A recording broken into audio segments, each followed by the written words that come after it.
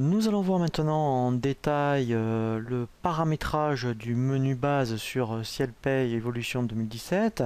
Donc en fait on va le voir en trois étapes puisque lorsqu'on démarre un dossier sur Ciel Pay, il faut toujours commencer par le menu base une fois qu'on a bien paramétré les propriétés du dossier, et il y a vraiment une procédure puisque en fait il faut commencer vers le bas et remonter. Donc vous voyez que la création des salariés, ce n'est qu'à la fin, puisque au préalable, il faut avoir bien paramétré toutes ces options. Donc en fait, on va le voir en trois étapes. On va donc voir une première étape où on va voir comment créer la convention collective, paramétrer l'établissement et ensuite donc la banque.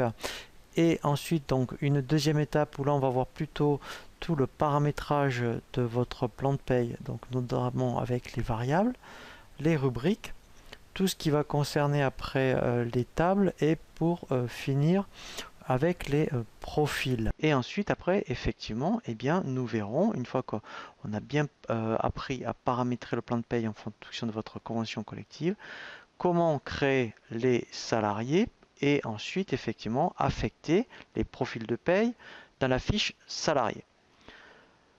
Nous allons donc commencer par la convention collective. Donc ici, effectivement, il va falloir indiquer, donc là, je vais volontairement faire exprès d'être dans le société exemple pour que vous ayez effectivement un exemple concret. Donc vous ferez créer, et là, il faudra mettre la nomenclature. Donc là, si vous ne la connaissez pas, vous voyez, vous avez un lien où vous allez sur Internet et avoir toutes les nomenclatures des conventions collectives, et il faudra mettre le libellé exact de votre convention collective qui va s'afficher sur le bulletin de paye.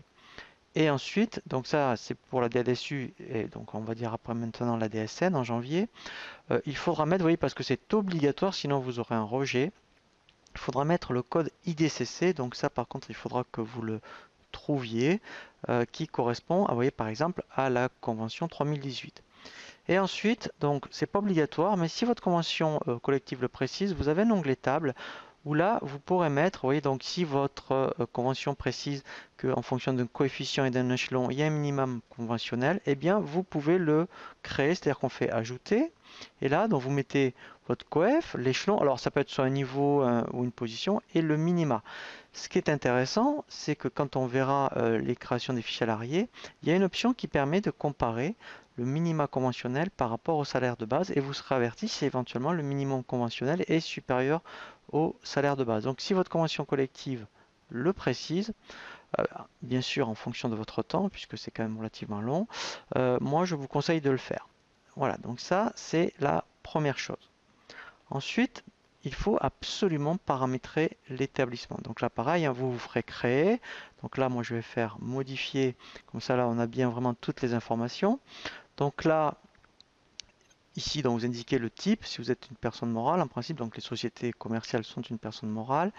Vous indiquerez donc là les informations d'ordre juridique, donc très important, le numéro URSSAF qui va apparaître sur votre bulletin de paye.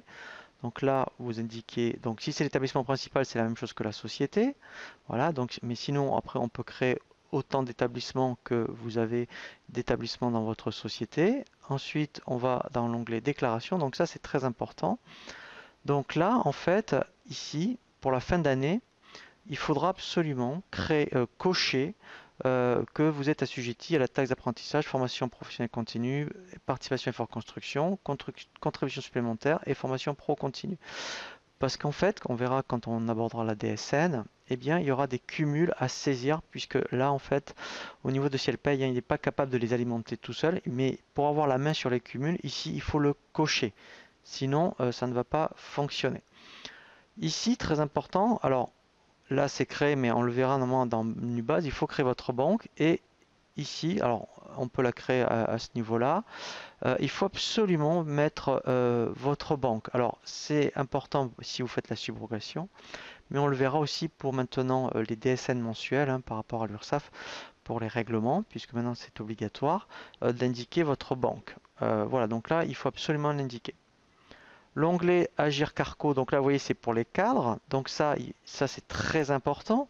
Donc là il faudra, donc là c'est déjà fait, mais vous ferez ajouter, et ici en fonction des noms de votre caisse, donc en fait, donc là il y a le A et le C. Pourquoi? Parce que la retraite trancha des cadres est appelée par l'ARCO. C'est pour ça qu'il y a marqué AGIRC ARCO.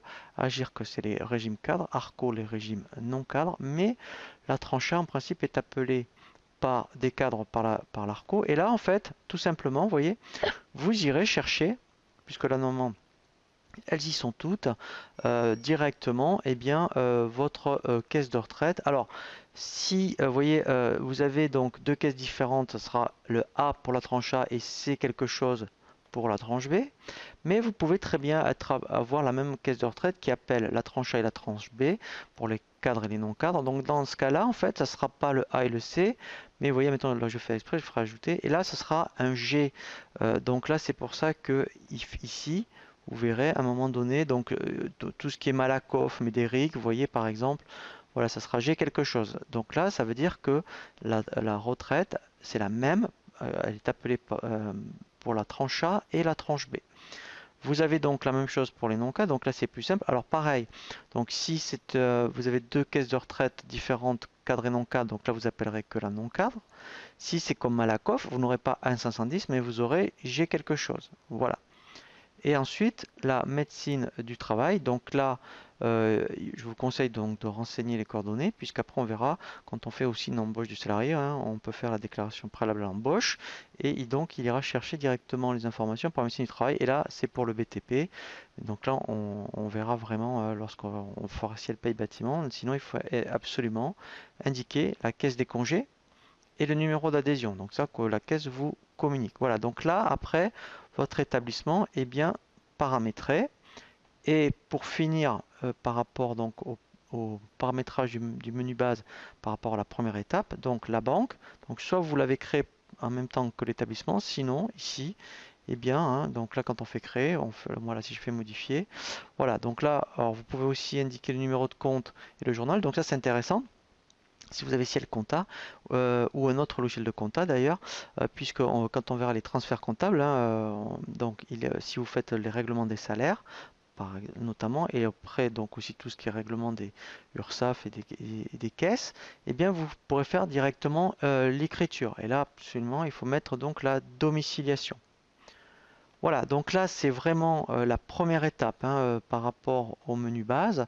Nous allons voir maintenant un second tutoriel hein, qui concerne vraiment donc maintenant le paramétrage de votre plan de paie.